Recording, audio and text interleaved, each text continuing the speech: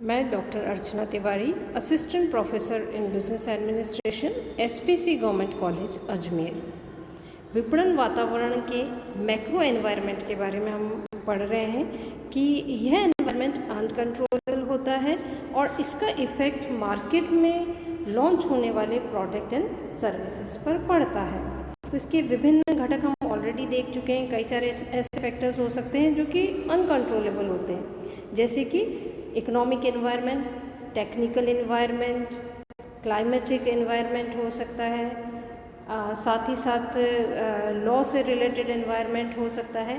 तो आज का हमारा टॉपिक इंटरनेशनल एनवायरनमेंट से रिलेटेड है, यानी कि अंतर्राष्ट्रीय वातावरण और इसके घटक मार्केटिंग एनवायरनमेंट पर कैसे इफ़ेक्ट डालते हैं। तो जैसे कि हम देखते हैं कि ग्लोबलाइजेशन बढ़ता जा रहा है, साथ ही साथ प्राइवेटाइजेशन होता जा रहा है, तो अंतर्राष्ट्रीय व्यावसायिक वातावरण लगभग सभी देशों की व्यावसायिक क्रियाओं को प्रभावित करता है। और प्रेजेंट में जो इंटरनेशनल एनवायरनमेंट है उसके डिफरेंट फैक्टर्स कौन कौन से हो सकते हैं जिसका कि एनवायरनमेंट पे पड़ता है, तो वो आज इस टॉपिक में हम कवर करेंगे। तो पहला हम लेते हैं इसमें economic policies of various countries, विभिन्न राष्ट्रों की आर्थिक नीतियाँ। अलग अलग कंट्रीज अपने कंट्री में इकोनॉमिक स्टैंडिंग रखने के लिए डिफरेंट टाइप की इकोनॉमिक पॉलिसीज़ बनाते हैं। हर एक कंट्री की इकोनॉमिक पॉलिसी डिफरेंट हो सकती है, क्योंकि यह डिपेंड करेगा कि उस देश में आयात निर्यात कितना है, साथ ही साथ पर कैपिटा इनकम कितनी है। तो कई सारी चीज़ें मिलकर के इकोनॉमिक पॉलिसीज़ पर इफ़ेक्ट डालती हैं। सेकंड आता है हमारा relations with other countries. Particular country का अन्य राष्ट्रों के साथ आपसी संबंध कैसा है, इस पर भी डिपेंड करेगा कि मार्केट में जो प्रोडक्ट या सर्विस लॉन्च होने जा रहा है उस एनवायरनमेंट का इस पर्टिकुलर प्रोडक्ट पर क्या इफ़ेक्ट पड़ना है। जैसे रिलेशंस होंगे उसी के अकॉर्डिंग इंपोर्ट एक्सपोर्ट पॉलिसीज़ भी कंट्री मेंटेन करेगा। थर्ड आता है अवेलेबिलिटी ऑफ फॉरेन कैपिटल। विदेशी पूंजी की उपलब्धता देश के अंदर कितनी है उसके अकॉर्डिंग ही लोन्स अवेलेबल होंगे। साथ ही साथ देश की जो आर्थिक नीति है वो भी इस पर बेस्ड हो सकती है। नेक्स्ट आता है हमारा level of competition in international market.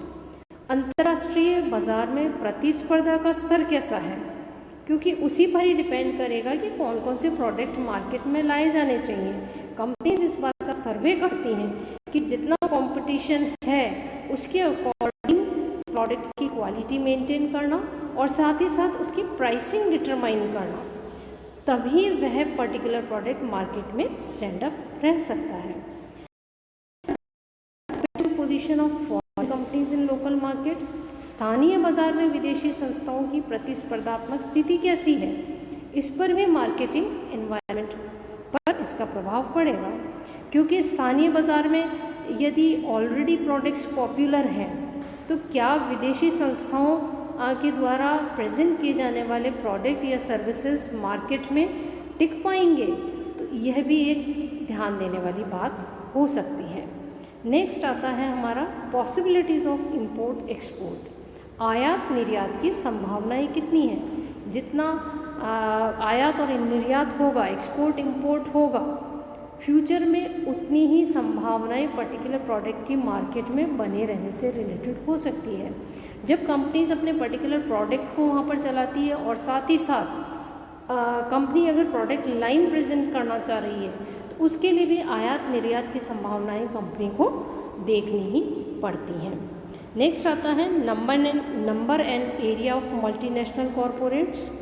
बहुराष्ट्रीय निगमों की संख्या और कार्यक्षेत्र कैसा है, क्योंकि पर्टिकुलर कंपनी अपना रोजगार के लिए अपने एम्प्लॉयज़ वहाँ अवेलेबल करवा सकती है। हो सकता है कि दूसरी मल्टीनेशनल कंपनीज अपने एम्प्लॉयज़ को पर्टिकुलर कंट्री में एम्प्लॉयमेंट के लिए अपॉइंट करें। तो यह भी देखना पड़ेगा कि नंबर कितना है कॉरपोरेट्स का, साथ ही साथ उसका क्षेत्र कितना है, एरिया कितना है। नेक्स्ट आता है cooperation and collaboration with multinational institutions. बहुराष्ट्रीय संस्थाओं के साथ सहयोग की स्थिति कैसी है, संभावनाएं कैसी है, साथ ही साथ समझौते की संभावनाएं कैसी हैं और कंडीशंस कैसी हैं। कंडीशंस, शर्तें जिस तरह की इम्प्लीमेंट की जाएंगी उसी का ही परिणाम होगा कि बहुराष्ट्रीय संस्थाएं पर्टिकुलर कंट्री के अंदर ढंग से कार्य कर सकती हैं। साथ ही साथ transfer of technique on international level, यदि बहुराष्ट्रीय कंपनियां कंट्री के अंदर काम कर रही हैं तो अंतर्राष्ट्रीय स्तर पर तकनीक का हस्तांतरण का क्या तरीका होगा और उसके उपयोग की क्या संभावनाएं होंगी, इसकी स्टडी करना विपणन मैनेजर के लिए बहुत ही आवश्यक है। क्योंकि ऑब्सोलीट हो चुकी टेक्निक को अगर यूज़ किया जा रहा है तो प्रोडक्ट नेचुरल है कि मार्केट में पॉपुलर नहीं होगा, उसमें कंपटीशन बहुत ज़्यादा बढ़ जाएगा। लेकिन अगर लेटेस्ट टेक्निक मल्टीनेशनल कंपनीज के द्वारा दी जाती है तो हस्तांतरण और उपयोग की संभावनाएं भी बहुत ज़्यादा बढ़ जाती है। साथ ही साथ आता है हमारा अंतर्राष्ट्रीय शांति की स्थिति इत्यादि। अंतर्राष्ट्रीय शांति की स्थिति कैसी है, अगर वॉर है तो अशांति की स्थिति उत्पन्न हो सकती है। तो कहने का मीनिंग है कि अंतर्राष्ट्रीय वातावरण और उसके घटकों में कई सारे इम्पॉर्टेंट फैक्टर्स हमने देखे हैं।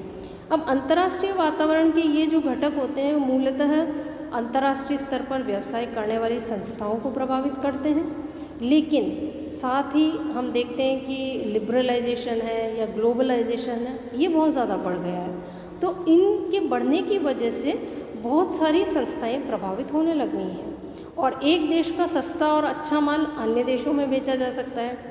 और ऐसे सभी विपणन प्रबंधकों को अंतर्राष्ट्रीय वातावरण के घटकों का अध्ययन करते रहना चाहिए। तो ये हमारे टॉपिक जो था मैक्रो एनवायरनमेंट से रिलेटेड था। लगभग हम सारे ही टॉपिक्स मैक्रो एनवायरनमेंट से रिलेटेड डिस्कस कर चुके हैं कि किस तरह से ये पर्टिकुलर कंपनी की एक्टिविटीज़ को इफ़ेक्ट करते हैं। और कई बार ये होता है कि कुछ संस्थाओं को ये घटक कम प्रभावित करते हैं जबकि कुछ को बहुत ज़्यादा प्रभावित करते हैं। तो प्रत्येक मार्केटिंग मैनेजर की ये रिस्पॉन्सिबिलिटी बनती है कि जो मॉडर्न एनवायरनमेंट है उसमें सक्सेस लेने के लिए ज़रूरी है कि सभी घटकों का अध्ययन करें और उनका ध्यान करें, उसके अकॉर्डिंग प्रोडक्शन स्टार्ट किया जाए या प्रोडक्ट मार्केट में प्रेजेंट किया जाए। हमारा जो नेक्स्ट डिस्कशन का टॉपिक होगा वो होगा impact of marketing environment on marketing decisions. लगभग सभी निर्णयों पर प्रत्यक्ष प्रभाव पड़ता है विपणन वातावरण का, और विपणन वातावरण का जब प्रभाव पड़ता है तो उसमें सबसे पहला आता है उत्पाद रेखा या रेखाओं के चयन पर, यानी कि प्रोडक्ट लाइन और लाइंस का जब सिलेक्शन किया जाता है तो मार्केटिंग एनवायरनमेंट का वहाँ पर इफ़ेक्ट पड़ सकता है। साथ ही साथ इफ़ेक्ट पड़ता है प्रोडक्ट की quality, colour, design, size, brand etcetera. उत्पाद के मूल्य स्तर पर भी उसका प्रभाव पड़ सकता है। उत्पाद के लिए बाजार क्षेत्र का निर्धारण करने पर हो सकता है। मार्केट शेयर डिटर्मिनेशन के लिए बहुत बड़ा एक इफ़ेक्ट मार्केटिंग एनवायरनमेंट का मार्केटिंग डिसीजंस पर पड़ता है। साथ ही साथ ट्रांसपोर्टेशन फैसिलिटीज़ कितनी है, स्टोरेज कैसा है, मीडिएटर्स की या मिडिल मैन की अपॉइंटमेंट कैसे हो रहा है, उस पर इसका प्रभाव पड़ेगा।